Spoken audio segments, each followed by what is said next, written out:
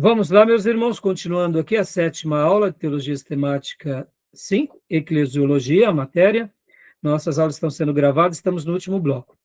Então, meus irmãos, vamos prosseguir aqui, né, nos slides. Vamos ver aqui o próximo slide. Olha lá. As formas de governo. Que tipo de formas de governos existem?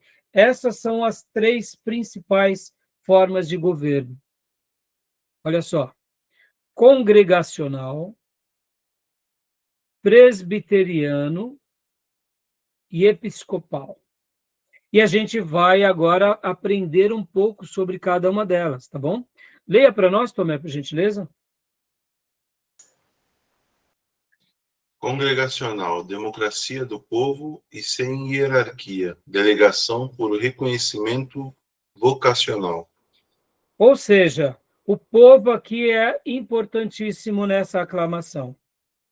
E há uma delegação validando aquele vocacionado, o povo valida. Próximo, Tomé, por gentileza. Presbiteriano, hierarquia por eleição. Ou seja, aqui não é que o povo não recomende, mas a estrutura pela qual esse povo vai recomendar vai ser um pouco diferente. Tem um presbitério, ou seja, tem um colegiado de líderes que fazem a peneira. E o último? Episcopal, hierarquia de liderança. Aqui, no caso, a gente vê que é onde nasce esse sistema mais por pirâmide. Tem aqui uma hierarquia de liderança que toma todas as decisões e faz, eu diria, todo o remanejamento. Ele é tipo uma voz absoluta, quase como a voz de Pedro nos dias apostólicos. Só que perceba, Pedro não tinha uma voz absoluta entre os apóstolos. No sistema episcopal, mesmo que ele tenha alguém de baixo, a última palavra é dele. Perceba que aqui na hierarquia episcopal é muito mais perigosa. Concorda? Dá para ver? Então, vamos lá. Continuando aqui, né? Olha lá. Dessa forma, o governo episcopal. Olha como funciona, irmãos. É dessa forma. Há um arcebispo, como eu já mencionei para vocês, né? Que seria o principal bispo, ou o primeiro bispo, por isso que vem de arcebispo, né? Arque no grego é dessa ideia de principal, primeiro, é o líder dos bispos. Então, ele responde e tem um colegiado de bispos que está com ele. E aí, no caso, vem os reitores. Aqui, leia-se reitor, irmão, praticamente como se fosse pastor, tá? O reitor aqui faz a figura de pastor local. O reitor, na faculdade, o reitor não é o dirigente daquela universidade? Então, seria mais ou menos isso. O reitor, quem é o reitor? O reitor, ele é o pastor local, é o que cuida daquela comunidade. E aí vem a igreja. Então, perceba que aqui é uma questão que sai de cima para baixo, né? De cima para baixo. Vamos lá, meus irmãos. Vamos fazer uma crítica aqui. Quando você tem esse governo episcopal aqui, vamos lá, vamos fazer uma lição de casa bem rápida. No governo episcopal, tá? O que vocês acham, irmãos? No governo episcopal, num primeiro momento, você concorda? Vamos pegar a igreja metodista. A igreja metodista é de um sistema episcopal. As mudanças, elas nascem na cabeça de quem? Tem que nascer em primeiro lugar ou em último lugar com quem?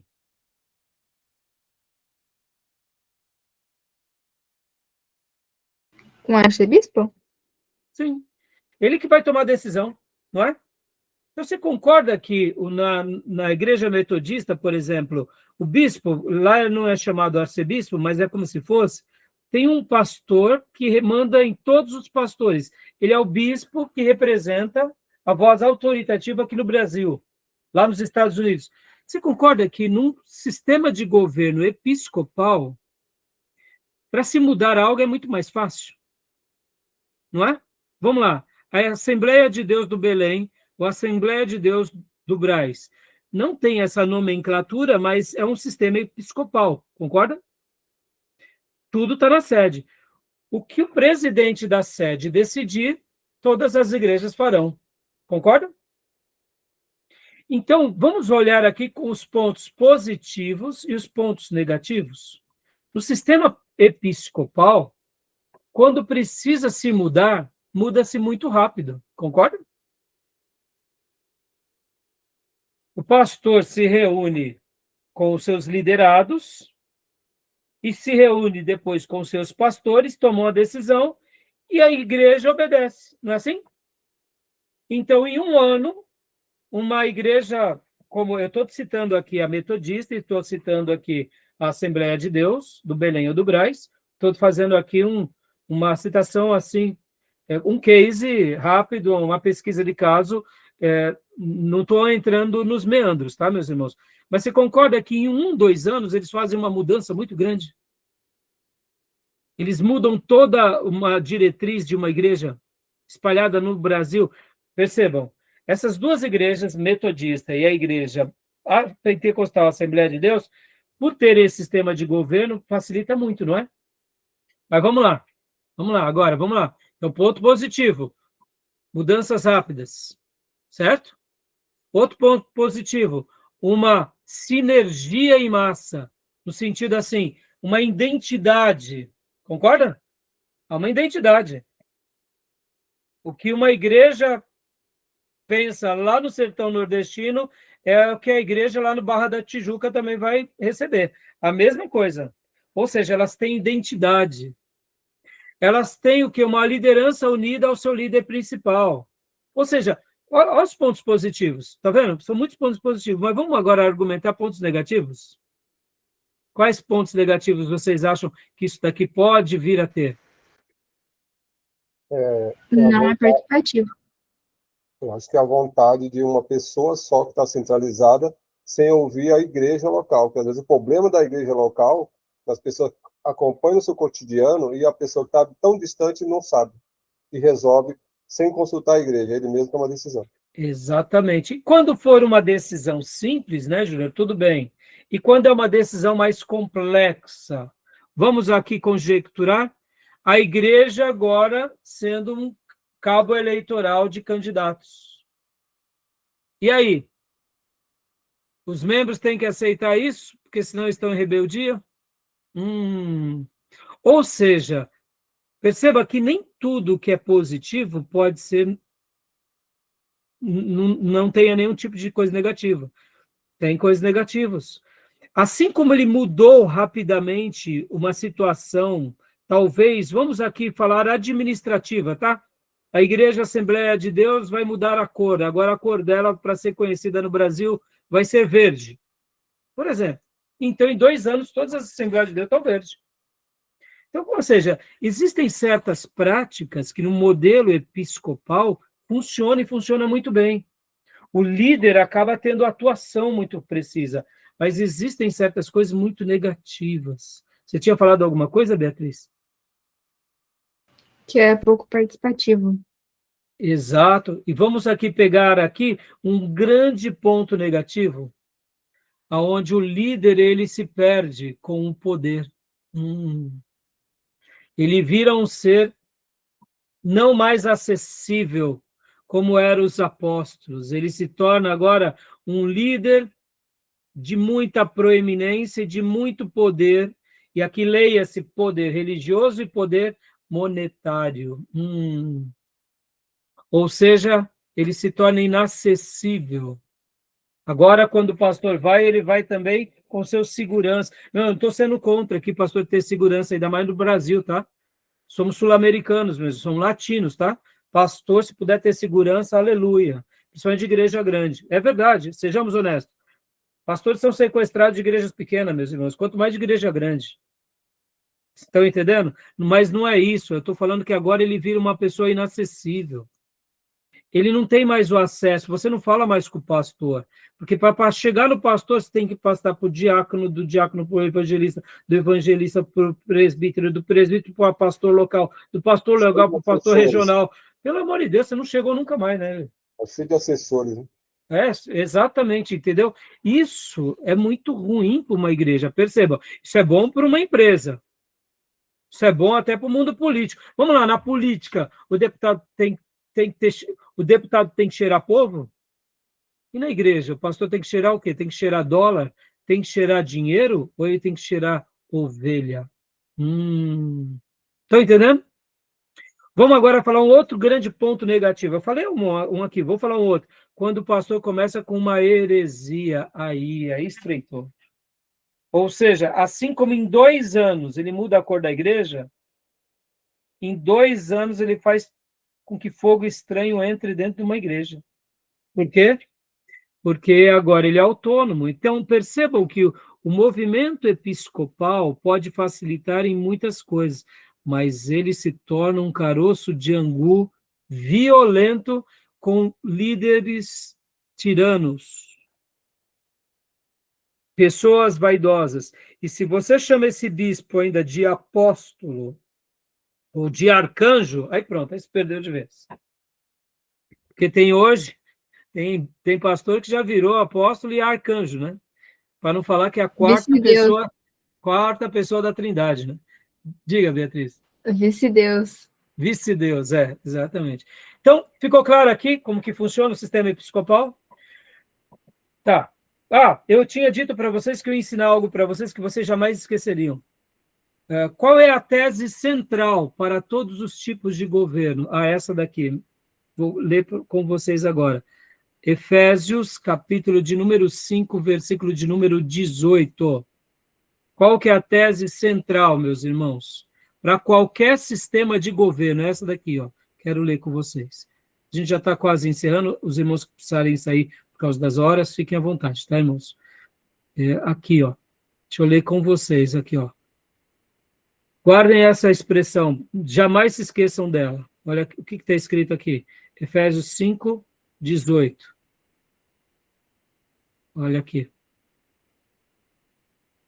O que está escrito? Pode ler para nós, Elisângela, por gentileza?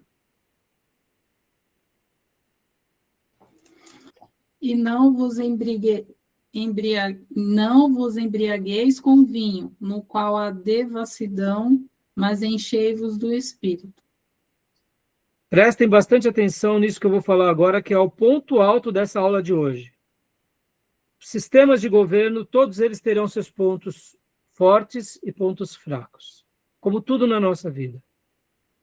Mas qualquer sistema de governo, por pior que ele seja, se aquela comunidade for uma comunidade cheia do Espírito Santo, aquele pastor e aquele colegiado de pastores, de diáconos, de obreiros, forem cheios do Espírito Santo, vai dar certo esse sistema de governo. Pastor, mas por que o senhor afirma isso?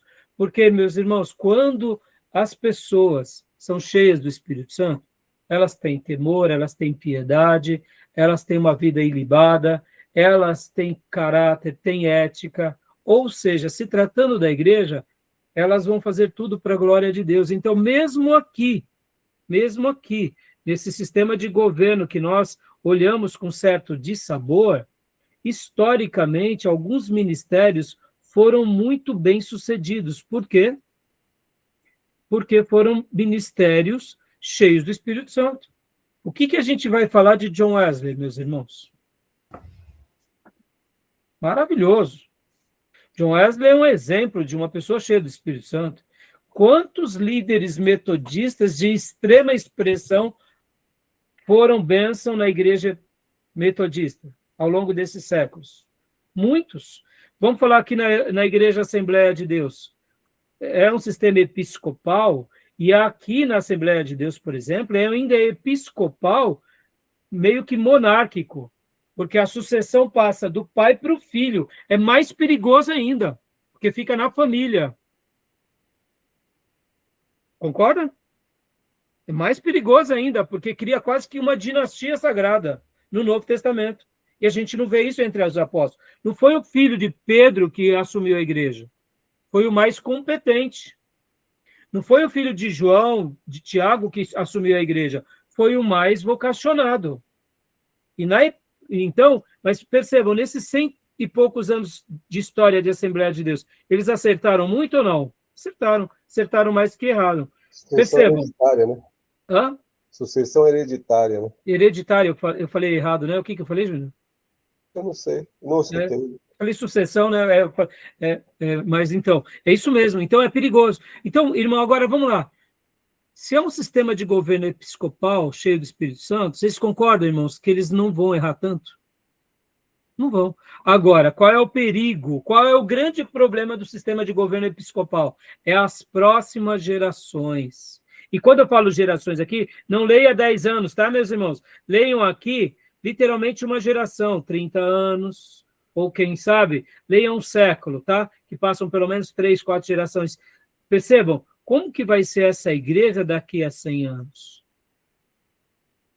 Como será a Assembleia de Deus daqui a 200 anos? Aí que está a questão. Então, o modelo episcopal, olhando para a história, é muito perigoso, porque lá atrás foi o modelo episcopal que gerou o romanismo. Ah, pastor, deu medo, hein? Deu medo. Então, como hoje os sistemas episcopais não viram romanos? Se eles fizerem valer aqui, ó, se esse povo tiver voz ativa. E até onde eu sei, o povo metodista tem voz ativa. O povo assembleano tem voz ativa. Mas e as próximas gerações? Eu não sei.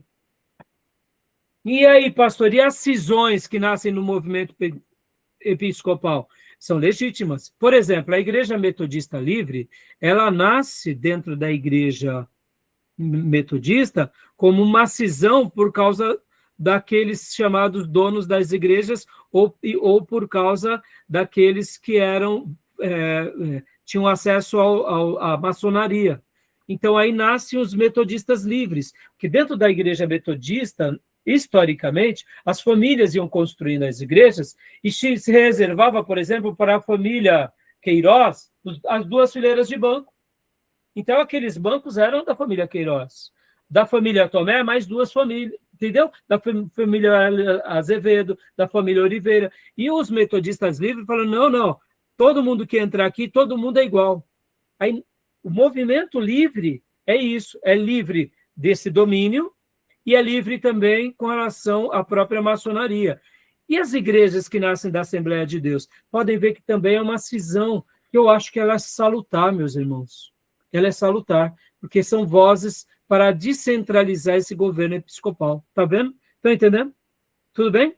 Só para a gente encerrar agora, vamos para os outros 2 sistemas de governo, tá bom? Que aí estão aqui agora o próximo, que é o governo presbiteriano. O que é o governo presbiteriano, meus irmãos? O governo presbiteriano, semelhante ao governo episcopal, ele parece ter uma cadeia de comando, mas ele muda muito. Por quê? Porque a igreja aqui, ó, percebam, a igreja vai eleger presbíteros. Ou seja, que seriam um tipo de liderança dentro de cada igreja local. E juntamente com o pastor, esses presbíteros vão eleger agora um presbitério para representar essa voz autoritativa. E esses presbitérios, eles vão se reunir naquilo que eles chamam de Supremo Concílio. E aí eles tomam todas as decisões. Mas percebam que há também uma orientação de cima para baixo, que o Supremo Concílio toma as decisões e o presbitério acata, o conselho e os presbíteros, junto com a igreja local, acatam e a igreja acata. Mas aqui ainda há uma sincronia, há um diálogo entre a igreja e a liderança. Interessante, não? Esse é o modelo dos presbiterianos. Então, por exemplo, quando um pastor começa a dar problema, os presbíteros se reúnem com esse pastor. E aí é trazido o assunto à igreja. Esse é o sistema do governo dos presbiterianos. Pode falar. Ah, não. Fica tranquilo, Diego. Deus abençoe, varão. Entenderam? Ficou claro aqui para os irmãos como funciona? Alguma dúvida sobre esse sistema? Não?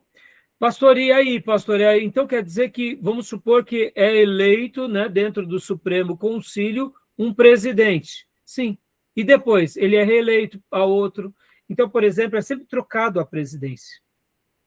Nunca fica na sucessão de uma mão e não tem essa sucessão hierárquica, porque vai ser uma sucessão pelo talento, pela vocação. Então, esse é o modelo dos presbiterianos. Dessa forma, meus irmãos, eles não deixam todo o controle à igreja. Olha só que interessante. Eles acabam tendo uma postura um pouco ativa sobre essa igreja. Mas, ao mesmo tempo, eles escutam a igreja. Agora, saibam disso, irmãos. Isso não é... cada igreja local vai ter a sua dinâmica, tá? Porque tem vezes que o pastor de uma igreja local, juntamente com seus presbíteros, tentam mudar uma igreja e a igreja não muda. Por quê? Porque cada igreja local tem uma dinâmica, cada igreja local reage de um jeito. E mesmo a igreja presbiteriana seguindo esse modelo, você vai ver certas diferenças de uma igreja local aqui para outra igreja local em uma outra região, entendeu? Só que eles estão dentro de uma uniformidade maior. Por quê? Porque eles seguem esses critérios. Então, é uma igreja que acaba tendo essa unidade melhor, entendeu? Tá bom? Esse é o sistema de governo dos presbiterianos. Beleza? Alguma pergunta? Não? No livro está sendo bem explicado, está sendo bem argumentado, né? E agora aqui, vamos para o próximo, que é esse daqui, que é o modelo congregacional. E quando o Gruden ele cita aqui o modelo congregacional, meus irmãos, olha só que interessante. Ele está pegando o modelo congregacional e não chama modelo batista, né? Por quê? Porque o modelo congregacional não é só usado pelos batistas, tá? Muitas igrejas usam o modelo congregacional, independente do nome que elas tenham, tá? Pode se chamar lá, igreja não sei o quê, igreja tal, mas o modelo é o modelo baseado num princípio que se convencionou, que é mais usado pelos batistas, onde a igreja escolhe os seus diáconos e a igreja também escolhe o seu pastor. E esse pastor é aquele que é a voz autoritativa sobre os diáconos e sobre a igreja, mas aqui é sempre uma igreja local. Pontos positivos e negativos. Pontos positivos, porque é uma igreja independente. Ela não está debaixo de uma hierarquia. Ela é uma igreja local. Ponto negativo, por isso mesmo, que ela é local. Ela caminha com as suas próprias pernas. Então, muitas vezes vocês vão ver que uma igreja batista ou congregacional, ela é diferente de outra igreja batista de outra região. Por quê? Porque ela é bem única. Ela não tem um padrão. Pastor, e onde entra a convenção? A convenção para a igreja batista, ela entra como um episódio diferente, meus irmãos. Aqui estão as igrejas batistas, e aí vem a convenção como um lugar que apoia as igrejas batistas, criando assim uma sinergia, mas jamais interferindo aqui. Ela dá as diretrizes, e quando ela precisa resolver problemas, os pastores se reúnem e tomam as suas decisões e levam para as suas igrejas. Mas as igrejas elas acabam sendo, de certa medida, mais livres nas suas tomadas de decisões. A convenção só para preservar a doutrina, né? Exato. Agora, e se uma igreja batista aqui, por exemplo, vamos imaginar, irmãos, essa igreja batista ela cresceu muito e ela tem agora 20 congregações que viram igrejas. E essas 20 igrejas querem continuar junto com essa igreja, não tem problema nenhum. Essa igreja local, ela vai estar aqui na convenção e ela tem esse time fortes. Acontece muito. Existem igrejas batistas com 50 igrejas, por exemplo. Mas eles preferem caminhar unidos. É como se fosse uma tribo, tá bom? Dentro desse colegiado de tribos. Entendeu, irmãos? Esse sistema, irmãos, tem os pontos positivos e negativos, como eu mencionei. Para o colegiado batista mudar, demora 200 anos. Está entendendo? Porque você não tem a voz centralizadora, meus irmãos. Então, nem, por exemplo, o que um batista pensa aqui não é necessariamente o que o outro batista pensa lá. Ao mesmo tempo, a preservação da doutrina, para ser corrompida, também vai durar 500 anos, entendeu? Por quê? Porque se o irmão aqui começou com uma igreja batista, enveredar para uma coisa, aí os outros vão falar assim, nós não queremos mais caminhar com eles, vamos caminhar aqui com vocês aqui. Ou seja, há uma preservação, porque não tem a imposição de cima. Entenderam, meus irmãos? O modelo congregacional, ele é mais lento ao longo...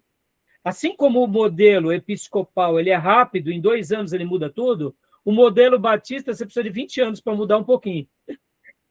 Entendeu, irmão? 50 anos para dar 2 passos.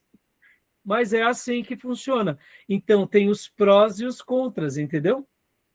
Por essa razão, né, é claro que cada pastor vai ter ali as suas estruturas, mas esse daqui é um padrão, tá bom? E para a gente concluir aqui, temos agora aqui, olha, outras formas de governo, que seriam essas duas aqui. Como é? É uma igreja aonde ela escolhe o pastor e é uma junta, vamos dizer assim, uma junta da igreja que escolhe o pastor. E a igreja valida essa junta e a igreja valida esse pastor. Só que qual é o problema desse sistema de governo, meus irmãos? Vocês concordam que a junta aqui manda no pastor? Concorda? Essa junta aqui, meus irmãos, notem bem, sabe o que acontece numa empresa, que é o conselho de uma empresa? Perceba, como empresa isso é legal, porque na empresa você cria o CEO, concorda? Para trabalhar na empresa. Se o CEO não atingiu a meta, você manda embora. Mas vem cá, quando essa junta está mandando nesse pastor, concorda, irmãos? É muito perigoso esse negócio dessa junta. Porque se você não estiver pregando o que esses camaradas querem, você está o quê? Você está mais do que demitido, né? Concorda? Aí não funcionou, né? Mas a igreja, o sistema da igreja batista, É. anterior que você acabou de mostrar e executar, ela também tem uma comissão, né? Que ela, por exemplo, a igreja escolhe, elege uma comissão, 10, 5, 6 irmãos, para indicar os pastores que serão eleitos. Sim. Indica 5, 6 pastores. Mas você concorda que não é uma junta, Júnior? Não, aí é uma comissão. Aí é uma comissão. Perceba, quando o Gruden, ele chama de junta, tá, irmãos? Tá? Ele chama de junta. Mas esse modelo de igreja é muito perigoso. Vamos lá. Vamos aqui falar das igrejas midiáticas agora, tá? Igrejas midiáticas que estão na mídia, estão bombando, estão aí saindo na selfie, está dando tudo certo, está tudo redondinho. Vamos supor que o pastor Rai seja chamado para pastorear uma igreja dessa. Não, eu não fico um mês lá. Por que eu não vou? Porque eu vou chegar e falar, pessoal, vem cá, está tendo critérios para essa igreja? Quem está servindo essa igreja? É os cantores? Não. Você concorda? Eu vou ser demitido de uma igreja dessa e torço que eu esteja certo de que vou ser demitido e glória a Deus por isso. Estão entendendo o que eu quero dizer? Porque essa junta aqui, se ela for uma junta de pessoas, eu diria, que não é piedosa, é mercadológica, eu não vou servir nunca para pastorear essa turma. Agora, vamos imaginar uma junta de irmãos realmente piedosos, crente. Vai ser legal, porque a gente vai fazer muitas coisas interessantes. Mas você concorda que a gente, mesmo assim, está dando muito poder para uma turma só? E essa turma pode se perder? Então, no modelo anterior, Júnior, que é o modelo congregacional, nós criamos comissões. Aí onde entra a sabedoria. Por exemplo, irmão, nós estamos em processo de nova eleição na nossa igreja. A gente começou agora, no meio do ano. A gente começa 6 meses antes. Para quê? Para fazer uma eleição em novembro, para assumir em janeiro. 6 meses para mim dá. Eu não tenho muito problema, a nossa igreja não é grande, então... Mas e se a nossa igreja fosse muito grande? Eu ia começar 1 ano antes. Então, aí a gente vai fazendo essas nomeações de juntas, de comissões, porque você vai preparando tudo, vai dialogando, tá bom? E para a gente finalizar, meus irmãos, esses outros 2 modelos de igreja que existem, é o governo absoluto, ou seja, a igreja decide tudo. Faz uma assembleia e ela decide tudo. Aqui é perigoso demais, meus irmãos. Isso daqui é perigoso demais, porque quem manda mais é quem tem dinheiro, é quem dá a profetada. Isso é perigoso demais. Está entendendo? Esse sistema de governo democrático absoluto é perigoso demais. Quantas são as igrejas batistas que acabam, em nome da democracia, fazendo isso? E ainda é uma democracia, eu diria que não é sacra. Ela é uma democracia humana. É perigoso demais isso daqui. Não é prudente, entendeu? E o último sistema é o sistema sem governo, é dirigido pelo Espírito Santo, ou seja, aí, aqui, meus irmãos, pelo amor de Deus, né? É o profeta, é a profetisa, aí, aqui, é dirigido pelo Espírito Santo, ou seja, é muito... me entenda, irmãos, tudo que a gente for fazer na igreja tem que ser dirigido pelo Espírito Santo. Mas você concorda que aqui é um perigo só? Profetada, Né? Tá bom, meus irmãos? beleza. Tudo bem? Então, viram os sistemas de governo? Tá bom? Paramos aqui, meus irmãos, ó. Vamos falar sobre a liderança feminina. Não concluímos o material, tá? Paramos aqui, já, senão vai ficar muito tarde demais. E aí, sobre qualquer dúvida que vocês tenham, manda no grupo, ou na próxima aula a gente repassa isso daqui, porque isso daqui é muito importante. Agora, lembrando, qual é o melhor sistema de... Oi, Júnior? O estudo do Nicodemos, você falou? Não entendi. Tem um estudo do apóstolo, né? Nicodemos, você falou, né? Isso, do Nicodemos, Beleza. Procurem nas redes sociais do Nicodemos, ele está escrevendo um livro, ele está fazendo várias palestras, é excelente os assuntos do nosso irmão, tá bom? Agora, voltando, qual é o melhor sistema de governo que existe? Eu falei? Efésios 5, 18. Ou seja, ser cheio de Espírito Santo, meus irmãos. Isso vale para tudo. Para todos os departamentos, para todos os obreiros, para todos os ministros, para todos os crentes. Crente cheio do Espírito Santo dá pouco trabalho. E crente carnal? Ah, pelo amor de Deus. Crente carnal tem que se converter. Aí, meus irmãos, entenderam? Tá bom? Fechado? Alguma dúvida, alguma pergunta? Não. Apóstolo Então, querendo Deus, nos vemos terça-feira que vem. Tá bom, meus irmãos? E com as ovelhinhas, nos vemos domingo, em nome do Senhor. E a aposta do lenço? Esse daí deixa para esses camaradas, né, Júnior? Tá bom, meus irmãos? Tá bom, minhas irmãs? Deus abençoe. Fiquem com Deus. Graça e paz. Amém. Boa noite. Boa noite. Graças e paz, boa noite. E a gente se vê terça-feira que vem, querendo Deus. Shalom. Deus abençoe. Shalom.